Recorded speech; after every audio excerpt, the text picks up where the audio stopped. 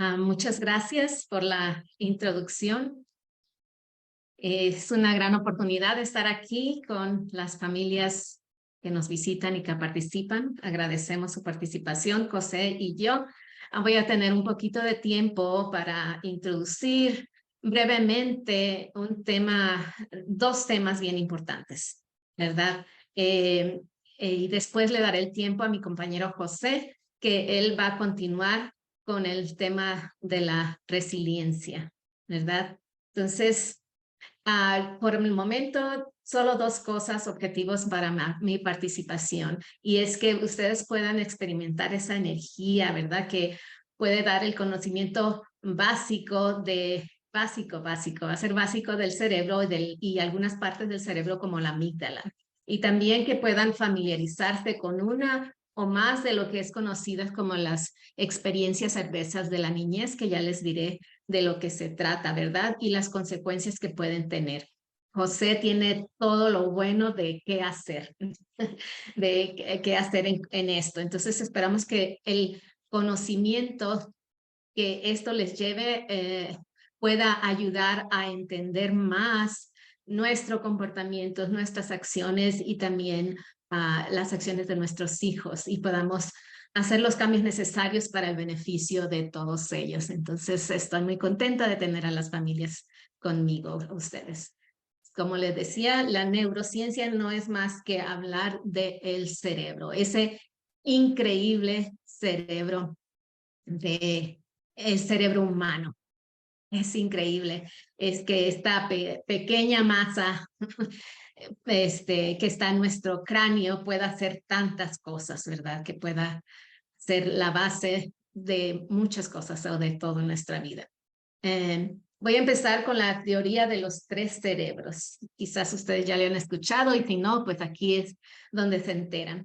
Esta teoría es que en nuestra cabeza, ¿verdad? Nuestro cerebro, no hay uno, sino tres, pero en realidad son tres partes principales del cerebro.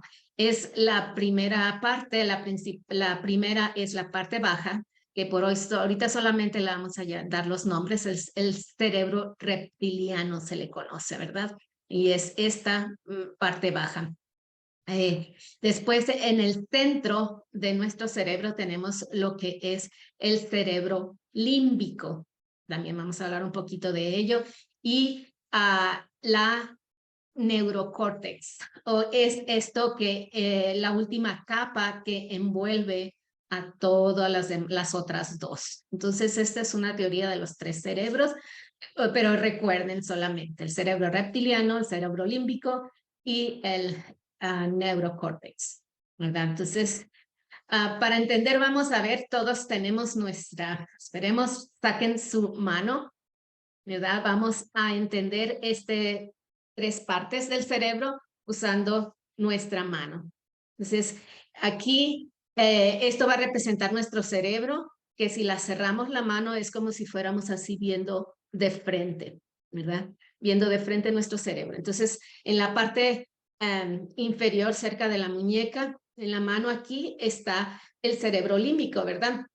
Que conecta con la médula espinal, ¿verdad? Que aquí va la médula espinal. Y este es el cerebro reptiliano. Este es el centro, el cerebro límbico, y con ciertas partes, pero hoy solamente vamos a hablar de una bien importante que se llama amígdala. Entonces aquí está la amígdala. Hay otras partes aquí en el cerebro límbico, pero nomás nos vamos a centrar en ellas. Y por último, si cerramos nuestra mano, esta es la corteza cerebral, ¿verdad? Entonces, este es nuestro cerebro. Es bien sencillo. Esto así también lo pueden enseñar a los niños. Hay videos muy bonitos que enseñan esto, porque les enseñan a los niños cómo el cerebro en realidad va a guiar su comportamiento, ¿verdad?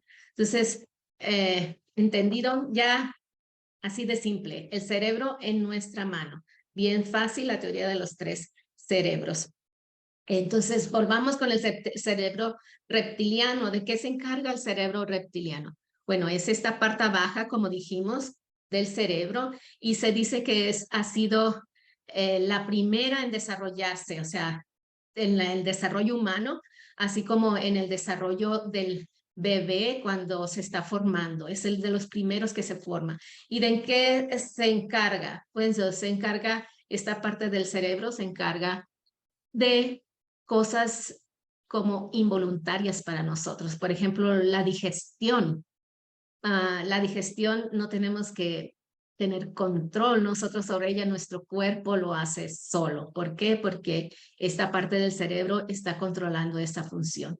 O nuestra temperatura, regular la temperatura del cuerpo. También es esta parte del cerebro la que regula es la temperatura del cuerpo, ¿verdad? Y hay otras cosas que hace el cerebro reptiliano. Es la sobrevivencia, ¿verdad? Los que nos mantiene vivos, como respirar, temperatura, digestión, esas cosas se encarga el cerebro reptiliano. ¿Recuerdan el cerebro límbico, la parte central del cerebro? Bueno, es la parte del medio de aquí del cerebro. Se le conoce también como el cerebro mamífero, porque hay algunos, es la segunda parte del cerebro que se desarrolla y algunos animales pueden tener parte de un cerebro similar o parte similar de esto. ¿Y de qué se encarga el cerebro límbico? Bueno, aquí es donde se desarrollan todas las emociones, los sentimientos, la expresión de ellos y las relaciones con otras personas. Entonces es como la parte emocional de nuestro cerebro, ¿verdad? Donde están nuestras emociones y sentimientos. ¿Okay? Y el último es el neurocórtex o la corteza cerebral, que es la última parte que envuelve a las otras dos. Y recuerden, es como la tercera capa, ¿verdad? Que envuelve nuestro cerebro. Y es característica de los humanos, porque somos los únicos que tenemos este cerebro o esta parte de cerebro. Y lo que hace, ¿por qué?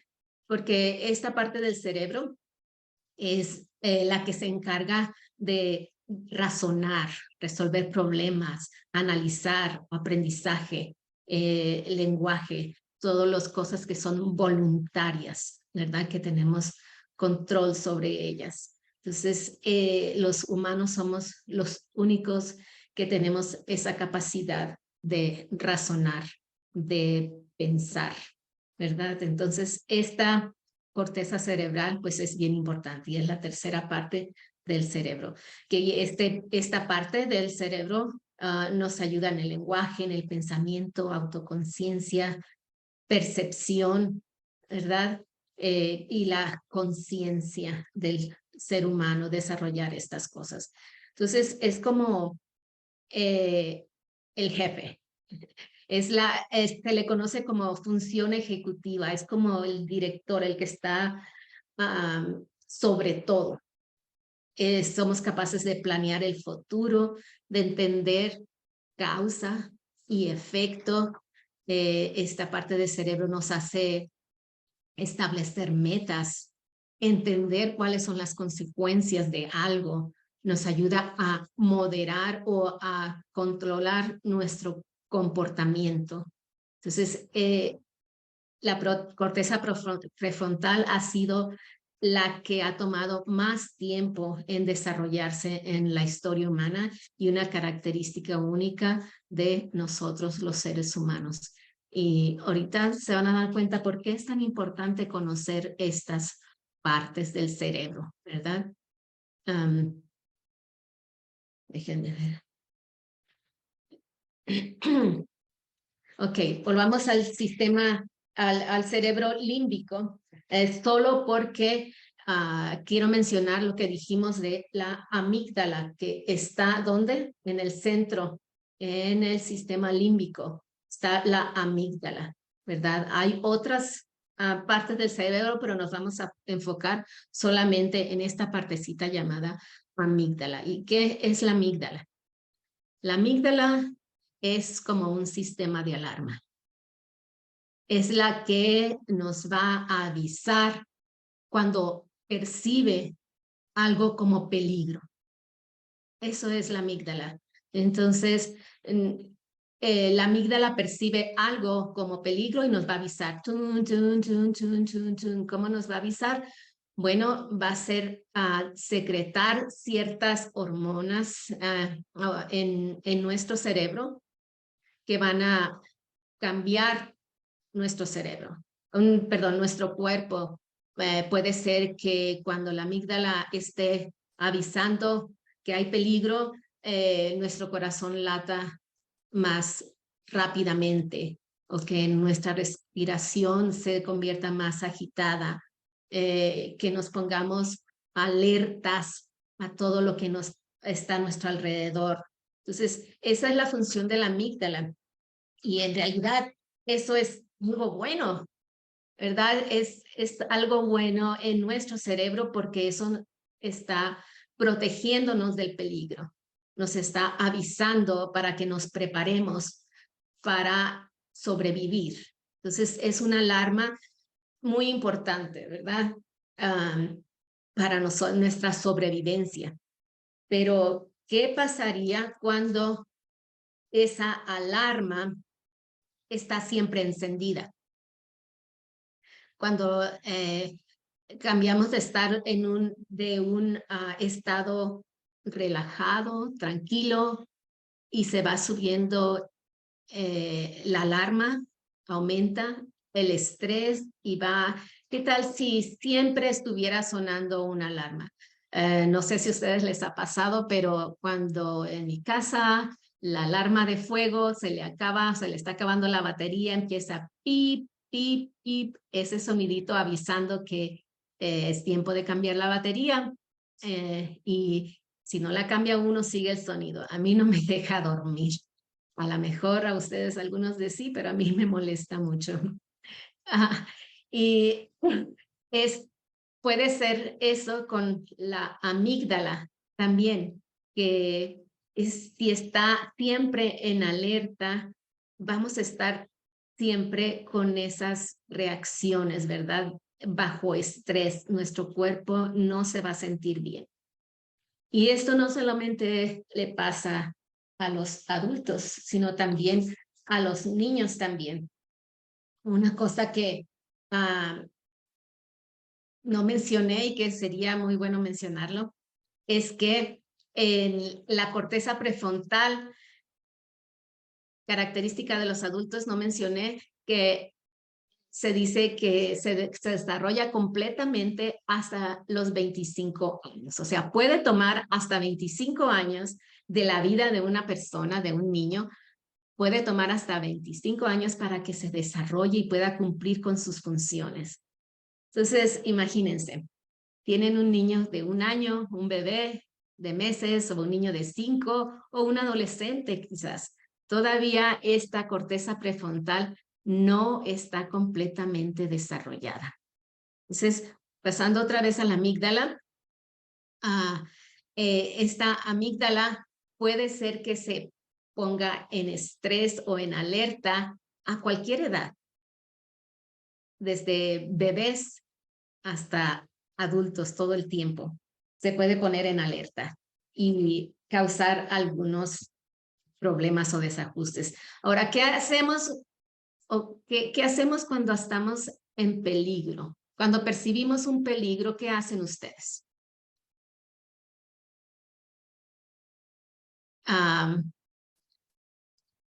Si alguien les va a atacar, ¿cuáles son las opciones que tienen? Si se sienten en peligro.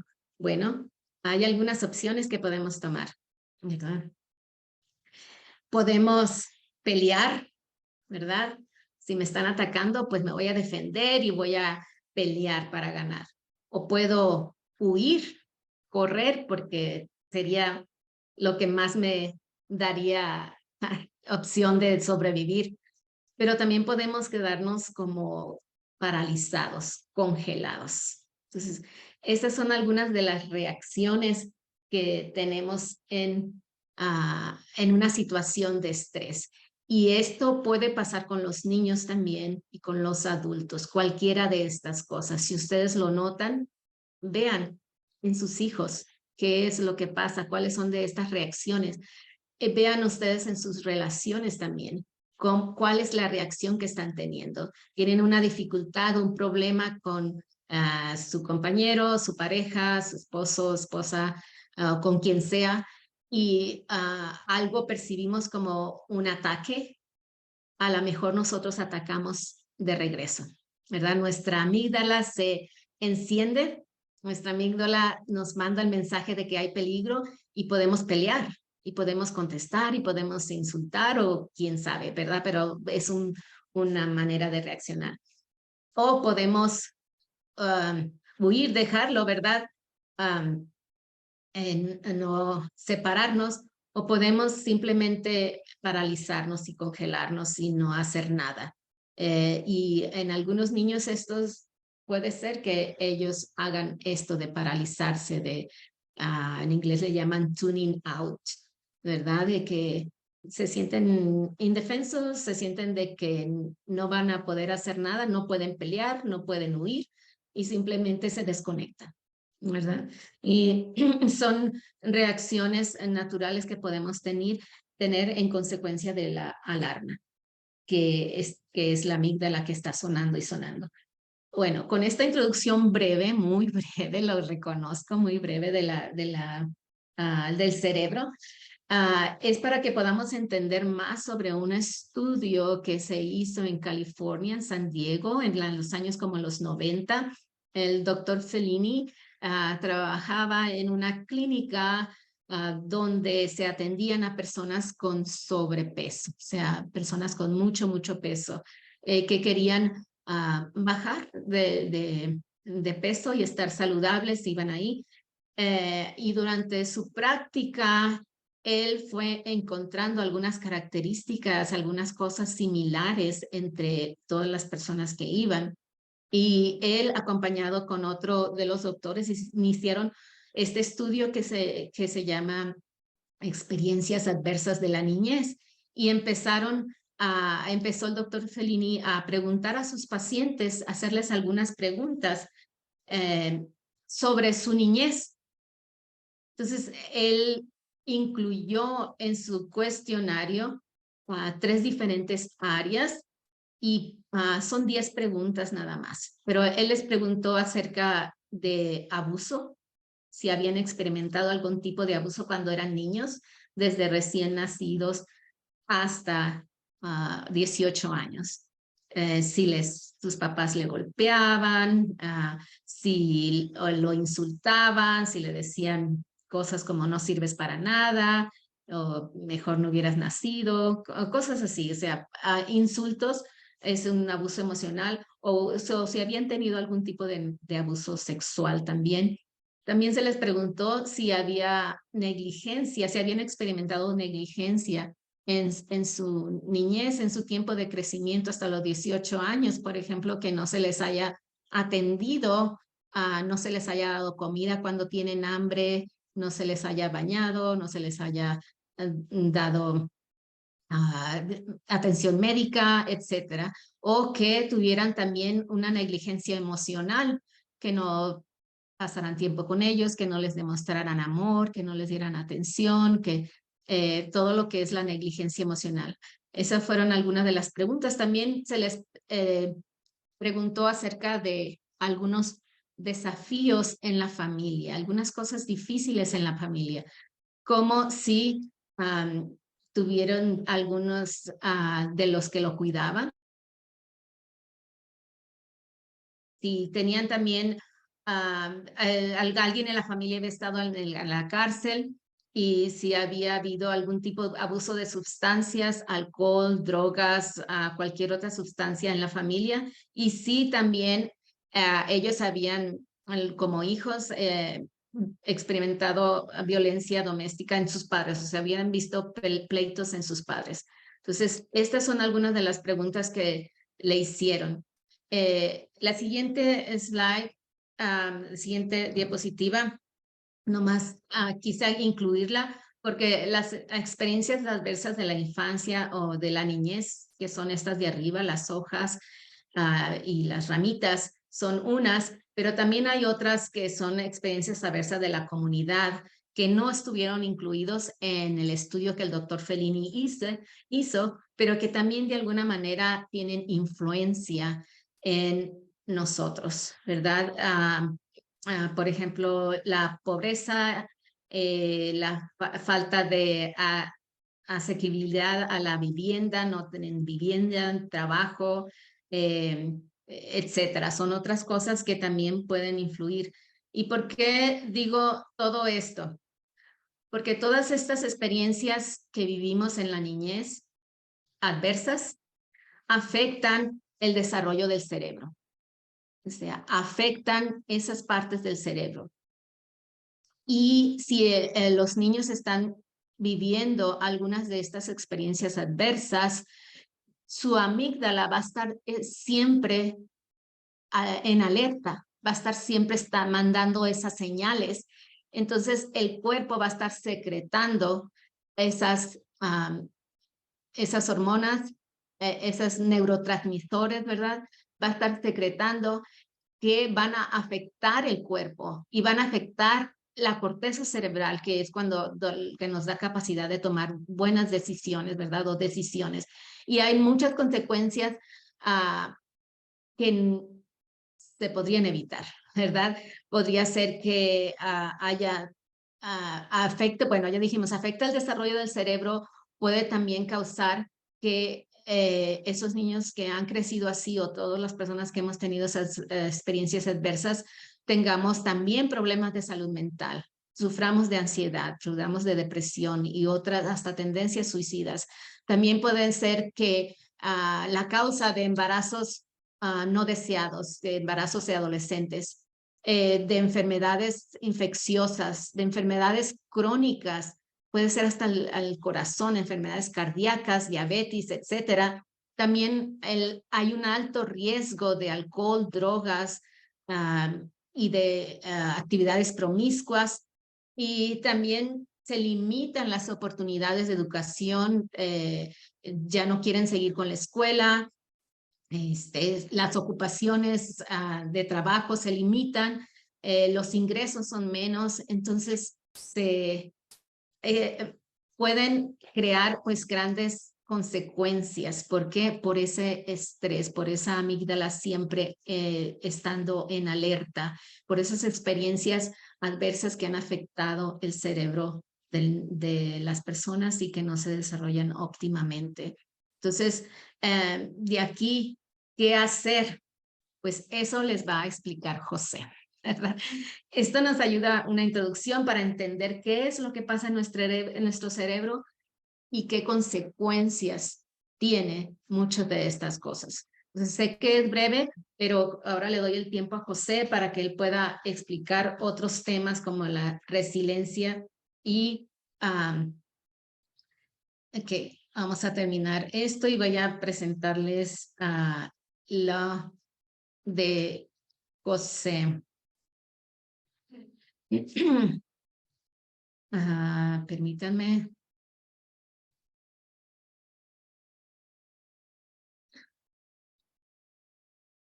Está aquí, vamos a hacer share y aquí está José. Su tiempo, José. Estamos observando que la adversidad es uno de los aspectos que como seres humanos experimentamos. Nadie está exento de pasar por las experiencias adversas. La adversidad llega a nuestra vida independientemente de nuestras decisiones. Llega como parte de las circunstancias que rodean nuestros días. Algunas veces nosotros tenemos que ver con esas consecuencias que experimentamos, pero no necesariamente. Esto tiene que ver entonces con un principio importante, que existe una oposición en cada decisión que tomamos, a lo que le llamaremos las obvias realidades. De ahí entonces que, tal como Dolores explicaba, a finales de los 90 se comenzó a estudiar el tema de la adversidad. Ya en el siglo XXI, allá por el año 2014, este tema de la adversidad dio lugar a nuevos pasos y a crear un modelo que se llama NIER. Este modelo nació en el 2014 y fue acuñado por Laura Porter como un seguimiento a los estudios de las experiencias adversas infantiles y se enfoca en 4 factores importantes para investigar, para describir, explicar, predecir y poder tener opciones ante las experiencias adversas, que son la neurociencia, continuar estudiando los efectos de las experiencias adversas, especialmente en infancia, la epigenética y la resiliencia.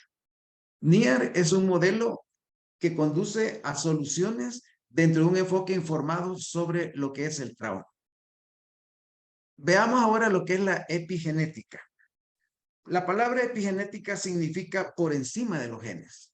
Y una cosa importante que debemos entender es que los genes tienen influencia en nuestra personalidad. Sin embargo, aun cuando la influencia es fuerte, nosotros como seres humanos tenemos la capacidad de afrontar la vida cambiando los genes. Epigenética significa por encima de los genes, y esto tiene que ver con el hecho de que aun cuando genéticamente una persona, por ejemplo, traiga una predisposición para una enfermedad, existen aproximadamente 700 enfermedades que tienen un origen genético. Dependiendo de la manera en que la persona viva, de su estilo de vida y de otra serie de factores, la persona puede ser capaz de neutralizar, de inhabilitar esos potenciales efectos negativos que puede haber en su vida. Pensemos, por ejemplo, en una pareja de gemelos que han nacido del mismo vientre, gemelos univitelinos. Pensemos en uno de ellos que se cuida su alimentación, el sueño, el ejercicio, las prácticas que realiza a nivel cognitivo, a nivel emocional. Es una persona que vive de una manera ordenada y de una manera sana. Lo más probable es que esta persona va a lograr neutralizar esos efectos negativos que están potencialmente ahí en su código genético. Pero por otro lado, pensemos en una persona que es descuidada en su vida, que consume comida chatarra, es adicto al alcohol, al tabaco, le gusta trasnochar, no come regularmente, tiene una vida sedentaria y por otro lado tiene una mala calidad de sueño. Es muy probable que esa persona sí active todos esos factores de los que estamos hablando. De entonces que un aspecto importante que podemos aprender a estas alturas es que aun cuando nosotros nacemos con condiciones que puedan limitar nuestro desarrollo, la manera en que afrontamos la vida es capaz de neutralizar esas posibilidades potenciales que están con nosotros. El siguiente factor importante, como hablábamos, es el tema de la resiliencia. La resiliencia es una manera en que los seres humanos reaccionamos ante la adversidad.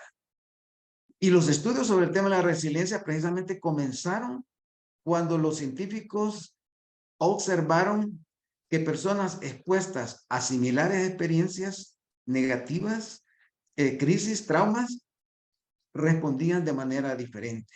Y que unas se hundían y otras lograban recuperarse de esas crisis, de esas situaciones. La teoría entonces de la resiliencia trata de explicar por qué algunas personas responden mejor al estrés y a la adversidad que otras personas. Y eso entonces es algo que en mi caso particular tuve la oportunidad de experimentarlo, de observarlo, de vivirlo en mi país durante 10 años que tuvimos una guerra civil. Las personas expuestas a situaciones adversas como muerte, secuestros, bombas, un estrés continuo, respondían algunas sometiéndose, otras de forma agresiva y otras aprendiendo a reaccionar ante este tipo de circunstancias. Uno de los personajes considerados como el padre de la resiliencia es el doctor Boris Cyrulnik. Y en este momento quiero aprovechar para hablar un poco de este hombre. Boris Cyrulnik, un judío que vivió la experiencia de los campos de concentración, a los 7 años de edad enfrentó el hecho de que sus familiares fueron asesinados por ser judíos y él mismo enfrentó la posibilidad de la muerte. Él cuenta que alrededor de 1.700 judíos habían sido capturados y habían sido llevados en camiones con la intención de terminar con su vida. Pero en uno de los camiones que estaba lleno de cadáveres, una señora que estaba herida, pero no había muerto, al ver al niño que era llevado a los camiones, lo llamó para que estuviera con ella. Ella lo escondió en medio de los cadáveres y al final de ese día, de los 1.700 personas que habían estado en la posibilidad de morir, solo sobrevivieron 2, esta señora y Boris Cyrulnik. A pesar de la experiencia que tuvo Boris Cyrulnik, él pudo salir adelante y superar esos desafíos. Y hay aspectos importantes entonces que a él le ayudaron a poder incluso convertirse en el padre de la resiliencia. Él se dedicó en una etapa de su vida, a andar deambulando de hogar en hogar hasta que finalmente encontró una familia que lo aceptó y que esa familia lo acogió. Esa familia le dio afecto y le dio la posibilidad de seguirse preparando. Y fue por esta razón que finalmente Boris Cyrulnik decide estudiar medicina, luego psiquiatría y luego se interesa en el tema de la resiliencia, de cómo es que las personas logran sobreponerse ante la adversidad. Él, a partir de esto, escribe una serie de libros y particularmente uno que me gusta.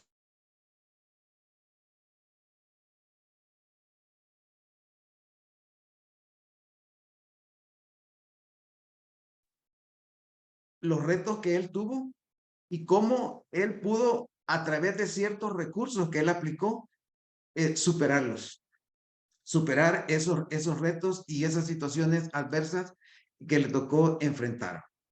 Ahora entonces surge la pregunta, ¿qué podemos hacer para que una persona que está expuesta a la resiliencia, está expuesta a la adversidad, la pérdida de un trabajo, la pérdida de la salud, como inmigrante en los Estados Unidos, enfrenta situaciones difíciles en donde constantemente maneja un estrés alto, unas presiones altas?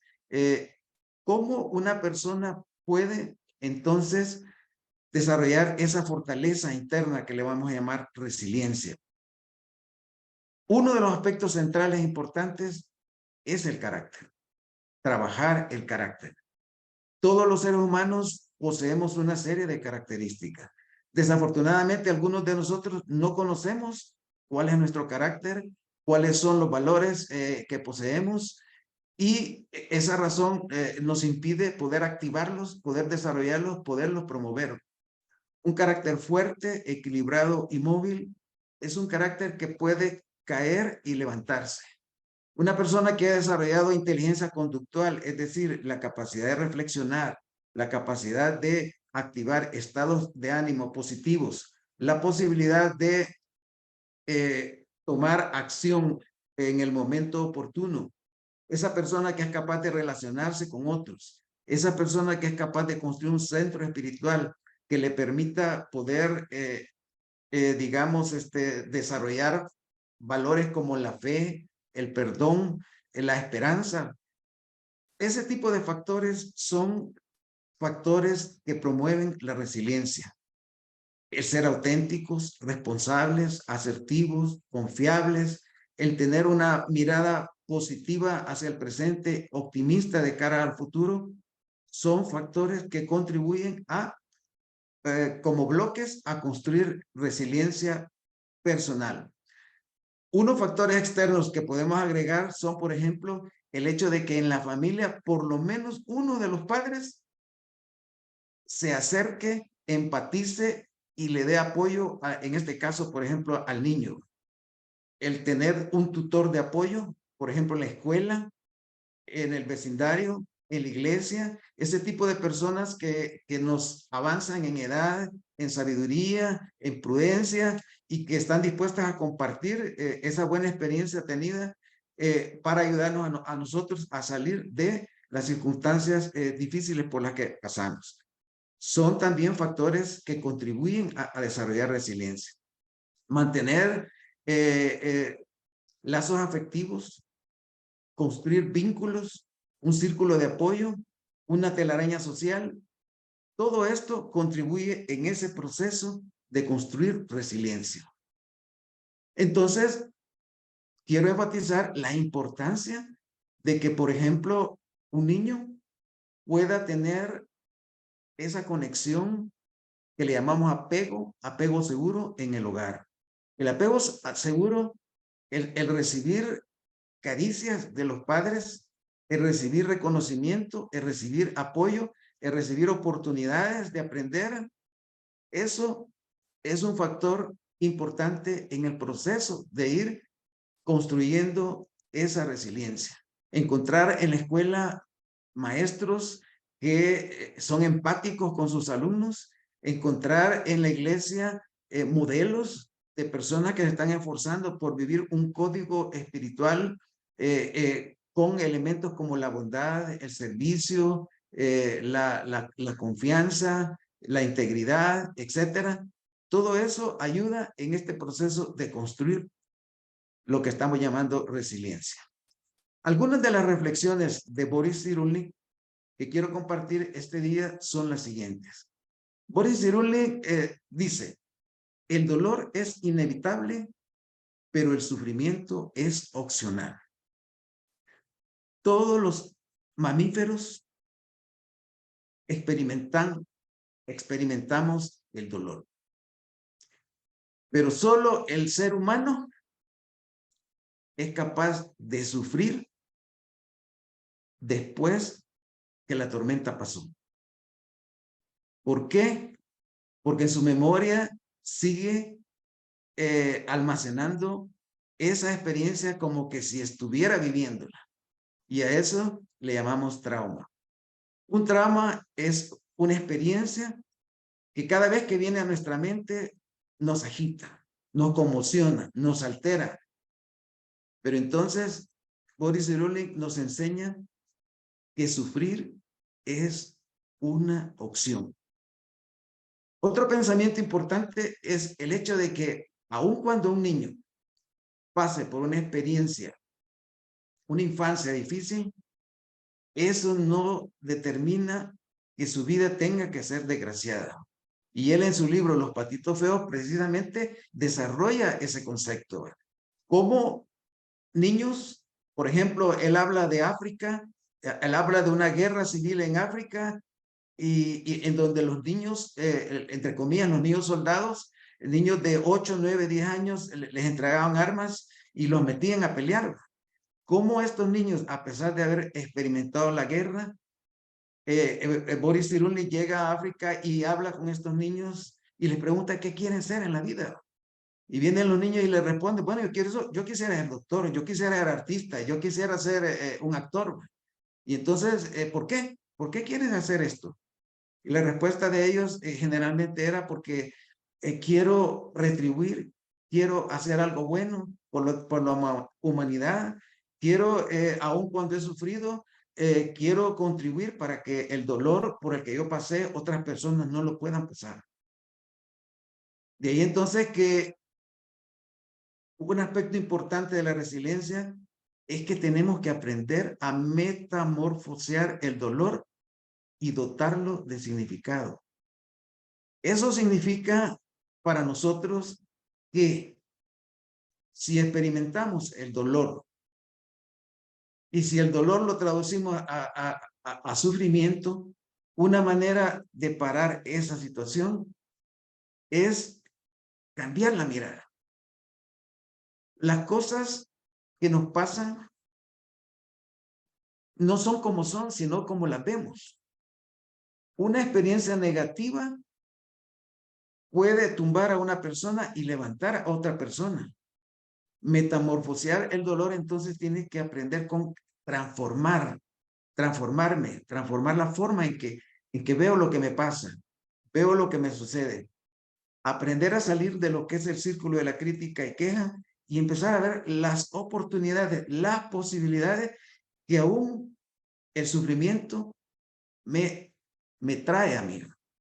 Operamos como seres humanos con algunas creencias que son mentiras. Por ejemplo, mucha gente piensa, si yo me sacara la lotería, yo sería feliz. Esa es una mentira, porque científicamente se ha demostrado que las personas que piensan de esa manera y que por casualidad se sacan la lotería, un año después de que se la han sacado, el índice de felicidad de ella es como el que tenían antes de sacarse la lotería. Y lo mismo ha pasado en estudios que se han hecho con personas que de repente tuvieron un accidente y quedaron parapléjicas o dañadas de su cuerpo. Un año después de haber pasado por esta experiencia, ya estas personas han alcanzado un nivel parecido al que tenían antes de la experiencia. De ahí que como seres humanos tenemos ese poder, esa capacidad de transformar lo que nos pasa. Por otro lado, también una infancia feliz no garantiza una vida adulta feliz. ¿Por qué? Porque la felicidad es una conquista diaria. Podemos tener momentos de felicidad aún cuando nuestra alma está herida. Ahora, si no encontramos un sentido a lo que nos pasa, al dolor, y lo transformamos, vamos a quedar atrapados en esa herida. Y esta herida entonces va a seguir afectándonos, va a seguir dañando nuestra vida. De ahí entonces que para concluir, quiero dejarles algunas ideas de cómo recuperarnos, cómo renovar nuestra vida, cómo superar nuestras obvias realidades. Uno, come una dieta saludable, reduce las azúcares y procesado. De esta manera tu organismo va a tener una mayor capacidad de resistir. Dos, hidrata tu cuerpo de manera sana. Tres, muévete. El ejercicio mejora la circulación del cerebro, pero ten cuidado con los deportes de choque. 4, duerme bien. Duerme por lo menos 7 horas, porque dormir bien elimina las toxinas. Aprende a manejar tus emociones. Aprende a enfocarte en el momento presente, en el aquí, en el ahora. Aprende incluso a saborear las experiencias de la vida. Aprende a disfrutar esos momentos que estás con tus hijos, que estás con tus seres queridos o que haces algo que para ti representa una experiencia importante.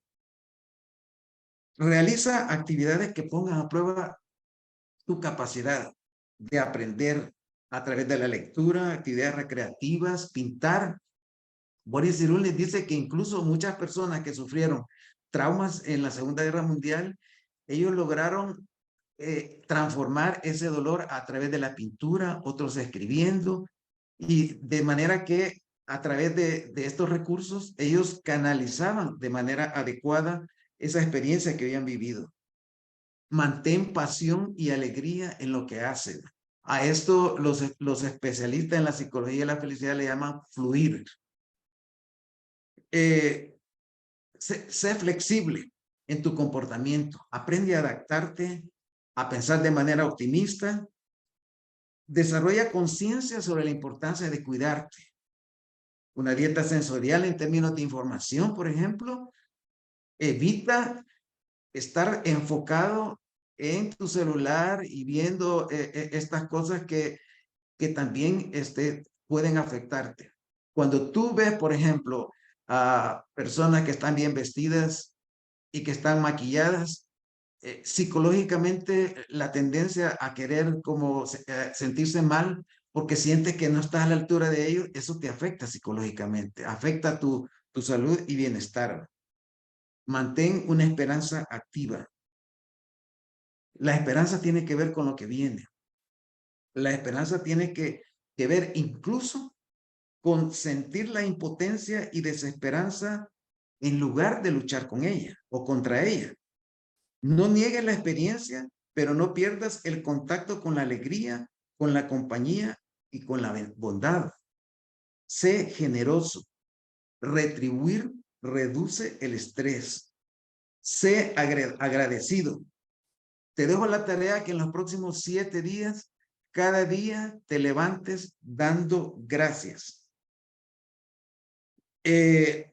Aprende a saborear las cosas que lleguen a tu vida. Desarrolla hábitos intencionales que te motiven a superarte, a mejorar como persona. Finalmente, concluyo esta presentación con esta declaración. El pájaro no se quiebra cuando la rama se rompe, porque su fuerza no está en la rama, sino en sus alas. Nuestra fuerza no está en las circunstancias que nos rodean. Nuestra fuerza está aquí adentro. Nuestra fuerza está conectada con la fe, con la esperanza, con el valor, con creer, con aprender, con prepararnos, con mejorar continuamente, con enfocarnos en la búsqueda de la oportunidad. Así es que está en tus manos el reto de comenzar a construir tu resiliencia personal. Gracias.